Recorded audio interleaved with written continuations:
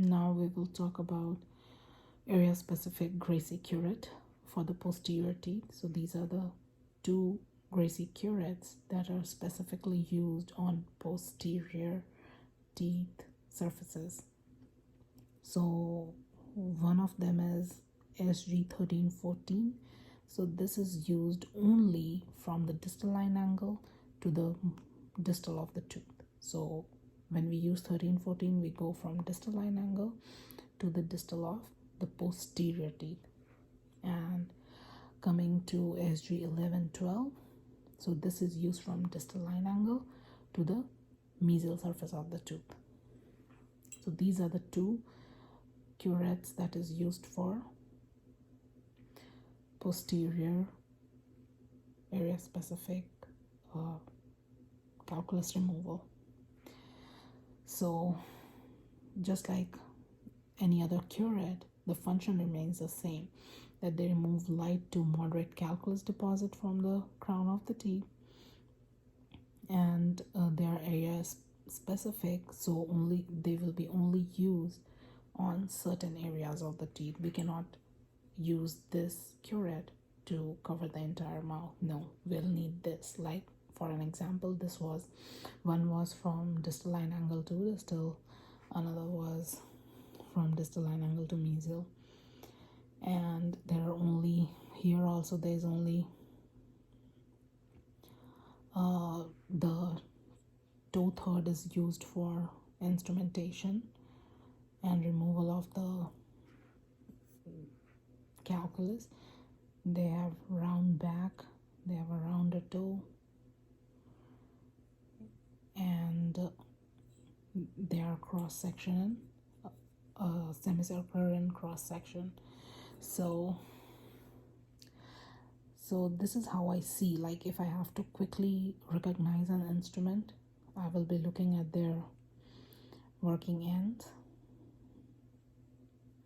and the lower shank and the functional shank. So here on 1314, I feel like it's more complex. The bend in the instrument is more angled and pronounced than 1112. So that's one way that I recognize the instrument very quickly. So first, we always, like the sequence for the posterior teeth is always from distal line angle to distal, and then we will switch our entire instrument, and we will figure out, we'll do the rest of the surfaces. So to figure out the correct working end, if we put it's hard to show on the camera, but if I put interdentally, this working end is hugging the instrument. So for posterior teeth, that's not what we want. And then if I switch and if I put my instrument interdentally, the lower shank is parallel to the distal surface of the tooth, and the functional shank goes up and over. So that's how we know that this is the correct working end. So as this is surfaces towards me, I'll ask my patient, I'm at 8 o'clock, I'll ask my patient to look away from me. I'll maintain my fulcrum and I'll engage at distal line angle, and I will come away from the soft tissue. So, and where the instrument cannot go any further, we just have to stop there. So this was our correct working end for this. Now, if we have to do on the same tooth from distal line angle to mesial line angle, we have to switch the instrument. So I changed to 1112, and the same thing, if I keep it like this interdentally, I see that it's hugging the tooth, and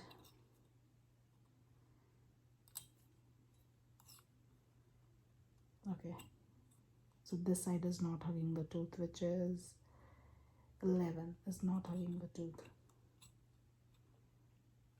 So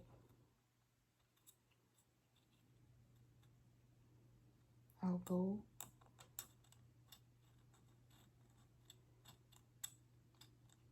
and I will be making short biting calculus removal strokes, and at the mesial line angle I'll roll the instrument. Same thing, I'll switch the instrument from distal line angle. This is not the correct end. From distal line angle to distal. It has to be a moderate pressure, and then we switch to do the from distal line angle to mesial line angle. The instrument that is used for instrumentation is 11-12, and for the surfaces away from me, that is the lingual surfaces away from me for this one, so I'll ask the patient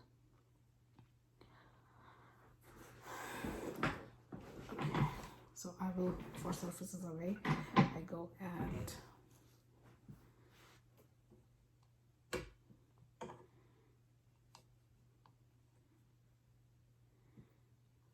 11 to 12, and the chin should be a little up. I will be maintaining I'll use my dental mirror for indirect vision, and the same way the side, so the side is chosen. So this is 11-12, so this is for distal line angle to mesial, and this one is from distal line angle to distal. So side 13, if we put it on the lingual, this is not hugging the tooth, so that's how we know that this is the correct side. So I'll insert, lock my fingers, and I will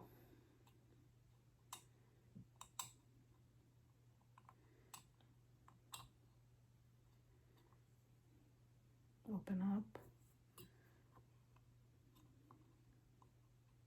insert, open up, and I make the calculus removal stroke, which is short biting,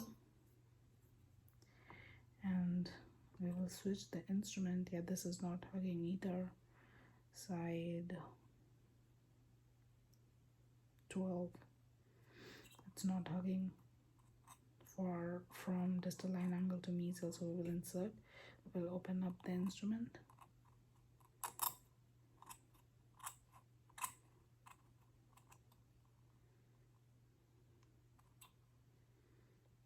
for another tooth as well, distal line angle, open up. This has to be short biting strokes to remove the calculus. So that's how we do the mesial, so that's how we use it for mandibular teeth. For the maxillary teeth, it has to be the same thing. So for surfaces towards me, I will go back to 8 o'clock. I'll ask patient to look away from me, and I will be first doing distal line angle to distal with 13-14. So this is my 13-14 instrument. I have to figure out the side. So I see that this is parallel. This is not parallel. So side working in 13 is parallel. So that's how we know that this is the correct side. So we will go on the distal line angle, open up, and then we'll walk distal. I'll do another one. Fulcrum, my fulcrum is to the very next tooth. Go, open, and walk to the distal. So now that our distal surfaces are done, I'll switch my instrument to 11-12. I'll figure out the side. So this is hugging the tooth, so that's not the correct side. So the working end 12 will be used from distal line angle to mesial. So we go, open up, and we walk. And once we reach to the mesial line angle, we have to roll, insert, open up, walk, go to the mesial line angle, roll. The same thing for surfaces away on this side, on the lingual. So for surfaces away, I have to go back to 11-12. And our last patient to work a little bit towards me. So this is hugging the side. I'm using dental mirror for, okay, I'm using dental mirror for indirect vision. I'm figuring out the side, so this doesn't look correct. This is hugging the tooth. But for 11 and 12, the working end 11 will be used. So now that we know that we have to use 11 side, and for mesial distal line angle to distal, we have to figure out. So this is hugging the tooth, so that's not correct. So this working end 14, that doesn't hug the tooth, so we go inside a little bit beneath the gingiva, insert, open up, and walk from distal line angle to distal. And once we cannot move our instrument, we have to stop there. I'll do the same thing to the other tooth. This time I'm doing a premolar. Open up and walk. So the distal area is covered. Now we will switch the instrument and we will use working end 11 for distal line angle to mesial. I'm maintaining my fulcrum on second molar as I'm working on the first molar. I'll insert, open up,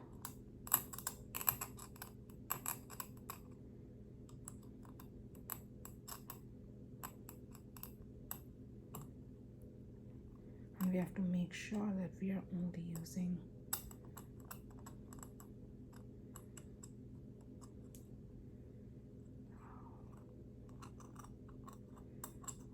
the toe third.